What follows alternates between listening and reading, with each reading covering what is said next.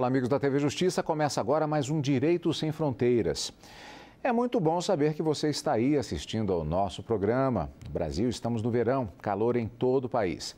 Mas hoje vamos falar de um lugar que faz frio, mas muito frio mesmo, nos 365 dias do ano. Este lugar é a Antártida. Gelo, gelo e gelo. É assim a Antártida. São 14 milhões de quilômetros quadrados, quase que exclusivamente de gelo. O continente rodeia o Polo Sul e é o mais frio, mais seco e com maior média de altitude e de maior índice de ventos fortes do planeta. Lá foi registrada a temperatura mais baixa que se tem notícia, menos 89,2 graus. A média no verão é de menos 10, na costa. No interior, menos 40. Juridicamente, a Antártida está sujeita ao Tratado da Antártida. E este tratado será o tema central do Direito Sem Fronteiras de hoje. E já já eu começo a nossa sessão de perguntas a respeito deste tema fascinante. Mas antes, apresento os nossos convidados de hoje. Aproveito para agradecer as presenças do doutor em Direito Internacional Vasco de Jesus Rodrigues e do contra-almirante Renato Melo, secretário da Comissão Interministerial para os Recursos do Mar. Eu gostaria de começar perguntando a respeito de um aspecto específico do direito, na medida em que existe uma situação sui generis em relação ao continente antártico e da participação de diversos países em processos de pesquisa, em diversas atividades que acontecem naquele continente. Nesse sentido, a minha pergunta é: há uma predominância de ramos específicos do direito? Tudo é direito ou há apenas a aplicação, por exemplo, do direito internacional, do direito militar também, na medida que há diversas missões militares atuando no continente, e também, claro, do direito ambiental? Há uma predominância especificamente destes ramos ou há uma grande, como acontece por demais no direito, uma grande pergunta a respeito de a qualquer momento diversos campos do direito podem incidir a qualquer momento em todas as atividades no continente gelado? Exatamente. O continente gelado, como assim chamada Antártica, representa um ponto de interrogação enorme para o direito internacional, porque ele desafia os cânones, os princípios do direito internacional. É um continente sobre o qual não há nenhum soberano reinante. Alguns países dizem que partes desse mesmo continente lhes pertencem. Então, alguns países como Chile, Argentina, eles dizem ter províncias antárticas.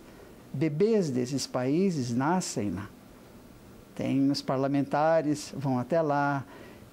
É algo nesse sentido, tentando criar uma soberania onde é impossível a existência de uma soberania. Para que haja uma soberania, há que haver o quê? Há que haver uma série de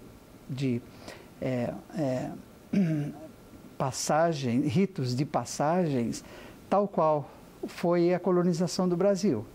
A carta, olha, terra à vista, não foi por acaso.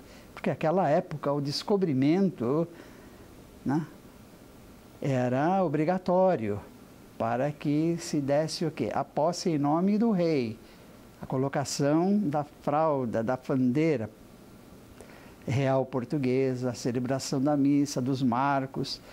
Então, naquela época, para que a conquista de território fosse efetivada, esses passos tinham que ser dados. Era o que era aceito no direito internacional à época. No continente antártico, você não pode dizer terra à vista. Primeiro, porque não tem terra. À vista é gelo. Você planta uma bandeira, olha, na minha província, você põe uma bandeira hoje, amanhã, essa bandeira está no mar. Porque é um continente que vive, é um continente pulsante. São 14 milhões de metros quadrados, praticamente o dobro do tamanho do Brasil, só que no inverno a camada de gelo marinho chega a 18 milhões. E as camadas de gelo que vêm do centro, da zona central da Antártica, elas deslizam para o mar por cerca de 800 a 1.200 metros por ano. Então, tudo que você coloca aqui hoje, a tendência é ser carregado para o mar, exceto em alguns pontos. Tá bem? Então, para você ter um território, você tem que ter o quê? Soberania. Ter um Estado, ter um assentamento humano e ter uma autoridade judicial, a qual aqueles que ali estão necessitam respeitar. Um ordenamento jurídico específico para aquela população que ali está. A Antártica é um continente no qual há mais cientistas. Na verdade, é o continente mais militarizado do planeta, porque você precisa no treinamento militar. Tudo que se faz na Antártica precisa de estratégia. E só o militar tem esse treinamento. E eu já aproveito perguntando exatamente ao almirante Renato a respeito dessa presença militar. Além o que leva quando se fala em questão de soberania, como estamos vendo agora, daqui a pouco vamos voltar nessas questões, mas muito da presença militar, além dessa questão estratégica, também é em função da própria expertise necessária, particularmente da Força Aérea e da Marinha, em particular, que detém justamente os processos de transferência das pessoas que para lá se deslocam e principalmente da permanência e sobrevivência. Esse é o guia principal nesse caso? Sem dúvida, a presença das Forças Armadas, o país, né, o Brasil, ele está presente lá através de uma sinergia de vários ministérios e vários órgãos, ministérios e também da Marinha, da Força Aérea, cada um na sua área, né? Ou seja, o Ministério da Ciência e Tecnologia, o MCTIC, conduzindo as pesquisas, o Ministério do Meio Ambiente, com a preocupação ambiental, que é, sem dúvida, um ponto importante no continente, e as Forças Armadas no aspecto logístico. Como o senhor bem disse, nós temos não só um aparato que nos permite esse tipo de apoio, navios, pessoal e tudo mais, e temos também uma experiência, que, enfim, eu acho que foi isso que permitiu que nós dessemos os primeiros passos em direção ao continente, estabelecêssemos a base e permanecêssemos lá até hoje, há 35 anos já, né, um longo período, e cada vez aprendendo mais, sem dúvida, porque as experiências lá são... Todo ano elas sempre tem alguma coisa nova para se aprender. Qual é o contingente atualmente lá na Antártida dos brasileiros? Atualmente, a estação brasileira ela fica permanentemente guarnecida com 15 militares. Essa é a capacidade da estação. Hoje nós estamos com a estação reduzida, o senhor sabe muito bem, por causa do incêndio que nós tivemos. A estação foi totalmente destruída, estamos num processo de reconstrução da estação. Então, hoje nós estamos operando em módulos, são chamados módulos antárticos emergenciais, são os módulos que foram colocados lá para que permitissem um pequeno grupo manter as poucas pesquisas que conseguimos dar continuidade. E esse grupo hoje é de 15 pessoas, então não temos hoje pesquisadores lá na base. Mas nosso contingente lá, no verão, oscila em torno de 60 a 65 pessoas, 15 militares, o restante normalmente civis, e no inverno não, apenas os militares ficam na base. Professor, eu queria voltar especificamente, falando nessa questão de soberania, porque o professor fez uma abordagem a respeito de países que ainda falam, pelo visto, em questão de soberania, e isso lembra justamente aquela reivindicação de territorialidade.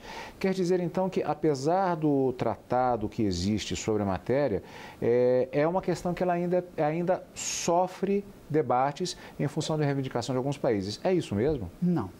Sim e não. O artigo 4º do Tratado da Antártica é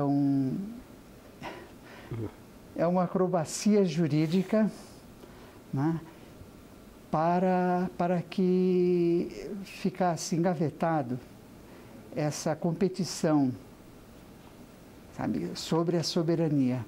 Então, olha, já que eu não consigo, diante das normas do direito internacionais, declarar minha soberania, colocar minhas forças armadas, ter todos os elementos necessários a uma soberania, estabelecer um contingente humano, tribunais, polícia, né? Uma vida em sociedade é impossível, dado a situação que não é propícia à vida do ser humano.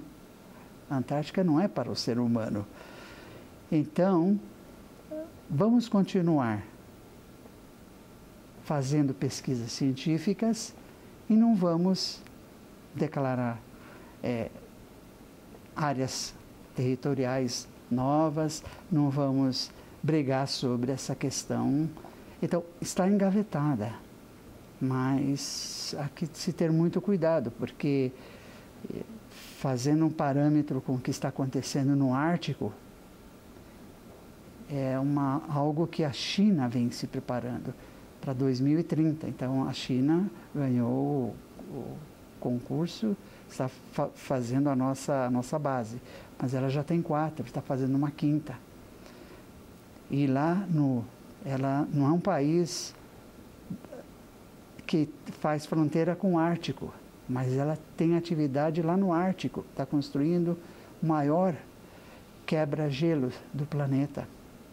Já está fazendo 20 navios reforçados para atingir. Então, quando você pergunta a um dirigente chinês, tá, ele não vai dizer para você, mas o que se percebe nas atitudes do governo chinês, da potência chinesa, é que eles estão plantando agora para daqui a 2030, 2040, quando já a tecnologia estiver mais avançada, para eles atuarem de vez na Antártica com mais força. Essa é uma questão interessante, fazendo essa analogia com relação ao território ártico. Do ponto de vista estratégico, a pergunta vai para ambos os nossos convidados de hoje.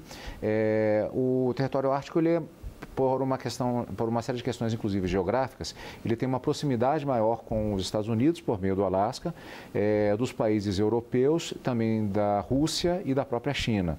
Isso faz com que lá seja uma região mais delicada do ponto de vista estratégico do que a própria Antártica. Nesse sentido, ela poderia ser classificada como uma região, digamos, Antártida, mais calma em comparação com o Polo Norte? Eu acredito que nesse aspecto, eu acredito que sim. Eu acho que os interesses na Antártica, eu acho que principalmente no que diz respeito ao Brasil, sem dúvida, é a proximidade, né? Nós somos um país que está muito próximo à Antártica, sofremos as consequências, principalmente climáticas, né? Tudo que acontece na Antártica, os fenômenos naturais que acontecem na Antártica, eles refletem no clima do Brasil. E eu acho que esse é um dos principais motivos que nós devemos estar ali estudando, sempre procurando nos aprofundar no continente. E, sem dúvida, nós temos que garantir a presença do Estado brasileiro lá. Como o professor falou, é importante, dentro de alguns anos, pode ser que o tratado evolua de uma determinada forma e que só os países que têm direito a votos, ou seja, os membros consultivos do tratado, é que vão decidir o futuro do continente. Então, o Brasil é um deles. O Brasil é um deles. É um dos requisitos para que o país se torne um membro consultivo é que ele efetivamente realize pesquisas na região, esteja presente na região. E esse é um dos principais motivos pelos quais nós estamos lá há mais de 35 anos. Nós vamos para uma ligeira pausa aqui no nosso programa de hoje e já voltamos logo depois do intervalo para continuar falando a respeito do continente antártico, aqui no Direito Sem Fronteiras, que volta já já.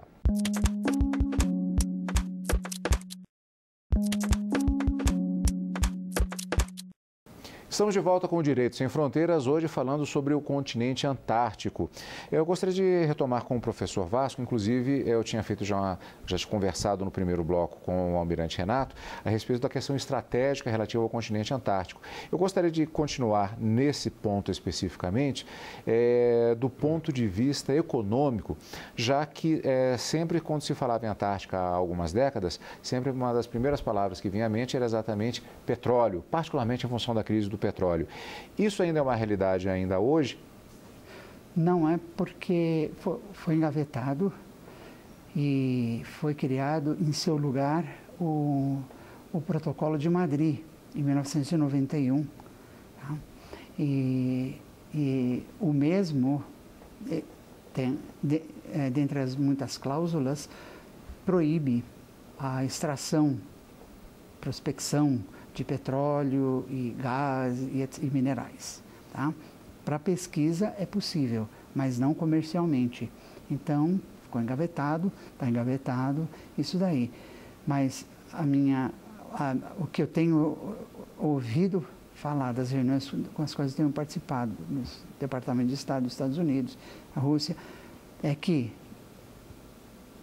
pode vir a eclodir, ou pode haver a implosão do Tratado da Antártica por fatores econômicos, a pressão econômica, sabe? É o que está acontecendo lá em cima, no Ártico, porque as rotas do Canal do Panamá e o de Suez, então se você vem pelo norte, pelo Ártico Norte, você diminui em cerca de 40%.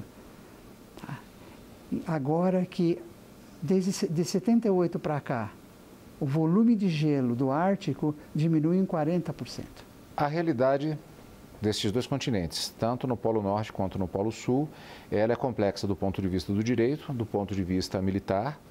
E eu pergunto, por exemplo, se nós fôssemos mandar uma equipe da TV Justiça para o continente antártico para visitar, por exemplo, a estação Comandante Ferraz, o que seria necessário? Como se faz uma preparação para uma ida até um local desse? Bom, do ponto de vista da equipe brasileira, existem os projetos. Se fizer parte de um projeto de pesquisa, obviamente será atendido dentro dos voos que nós realizamos para o continente antártico. São 10 voos ao ano, ou através de algum navio, enfim, mas não seria o caso, né? O fato é que hoje nós temos visto até a presença até de alguns navios até de turismo na área. Empresas de turismo chilenas, argentinas já estão operando lá no continente, eventualmente fazendo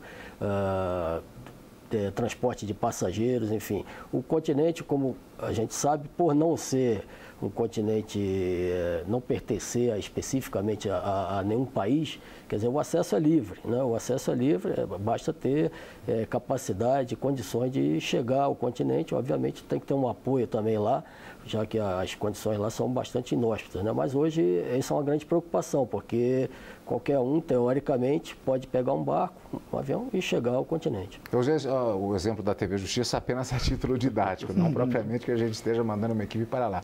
Mas justamente vem essa resposta na medida que há essa liberdade. E do ponto de vista técnico, a própria Marinha, por exemplo, ela faz um processo de seleção das suas equipes, particularmente pelo período de 1 ano, salvo engano, que é esse o período de permanência das equipes que estão deslocadas para lá. É isso mesmo? Exato. A equipe, no nosso caso, a equipe que vai ficar guarnecendo a estação brasileira, que a gente chama o Grupo Base, que é um grupo composto por 15 militares e que permanece lá por 1 ano. É um grupo selecionado com bastante antecedência, é um grupo que é preparado para isso. Ele recebe uma série de treinamentos e adestramentos e para poder conviver por 1 ano naquele ambiente e conduzir todas as atividades necessárias ao apoio às pesquisas e aos pesquisadores que lá estarão nesse período. Professor, em relação justamente a esses aspectos, voltando um pouco especificamente à questão da pesquisa científica, de que maneira isso está regulamentado na legislação? Há um processo de colaboração, há uma disputa científica, de que maneira isso tem sido tratado nos últimos anos? Diplomaticamente, somos todos parceiros, né? Respeitamos o Tratado da Antártica e os demais tratados que fazem parte do sistema do Tratado da Antártica, de proteção da vida marinha e etc, etc. Né? Então, o cientista deu uma base. O Brasil, e a nossa admiração pelo trabalho da Marinha e da Força Aérea em estarem lá, é que a nossa base não é base, chama-se estação. Justamente para mostrar para o mundo que nós não somos inimigos de ninguém, não queremos pedaço de terra de gelo de ninguém. Então, cada qual tem o direito de ir e vir visitar esta ou aquela base, ou a nossa estação. Isso é comum, tá? E politicamente usa-se a ciência para demonstrar um interesse permanente em ali estar, que é o interesse do governo brasileiro. Nós temos interesse em participar como membro consultivo do Tratado da Antártica, né? E que nós somos membros efetivos e atuantes. Mas 80% das atividades que ocorrem ali no continente está na mão dos Estados Unidos como poder, mas como eu mencionei antes, a China se prepara para ser a nova potência, então ela tem um projeto para 2030, 2040, né, para ali estar, tanto que ela põe todos os esforços nesse sentido, né? Então, quando da assinatura do tratado, a União Soviética, então, de 1959, por motivos não acadêmicos, chegou atrasado. A equipe chegou atrasada e os Estados Unidos, então, ficou com o quê? O direito de colocar, se deu no direito de colocar a sua base no centro do continente. E a Rússia fez o quê, então? Ela colocou as bases russas em volta de todo o continente. Então, isso querendo dizer que nós não queremos um pedaço, nós queremos o todo. Era a Guerra Fria, era o jogo da Guerra Fria. E justamente o Tratado da Antártica significou assim, um grito de esperança naquela época, porque vários países haviam se tornado potências atômicas. Naquela época, a Segunda Guerra Mundial, o niilismo, a falta de esperança. E, de repente, as superpotências estavam se conversando e mostraram ao mundo que eles podiam fazer algo de bom. Então,